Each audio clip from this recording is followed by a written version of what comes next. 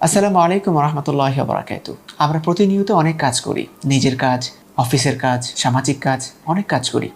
আমরা রাসূলুল্লাহ সাল্লাল্লাহু আলাইহি ওয়াসাল্লামের মাধ্যমে যে সর্বোত্তম কাজগুলো, তার মধ্যে কয়েকটার কথা আমরা জানতে পারি। এক নাম্বার হচ্ছে মানুষের মনে খুশির সৃষ্টি করা, কিন্তু সেই খুশির সৃষ্টিটা কখনো মিথ্যা বলে করা যাবে না। দ্বিতীয়ত হচ্ছে ক্ষুধার্তকে খাবার দেয়া। আমাদের চারপাশে যারা আছে, যারা ক্ষুধার্ত, তাদেরকে আমরা খাবার খাওয়াতে পারি। পঙ্গু, অসহায়, অসুস্থ, এদেরকে আমরা সহযোগিতা করতে পারি। যারা দুঃখী আছে, সামর্থ্য অনুযায়ী তাদের দুঃখ দুর্দশা দূরীভূত করার চেষ্টা করা। এবং যারা আহত, যারা অসুস্থ, তাদেরকেও আমরা সামর্থ্য অনুযায়ী সেবা করতে পারি এবং সহযোগিতা করতে পারি।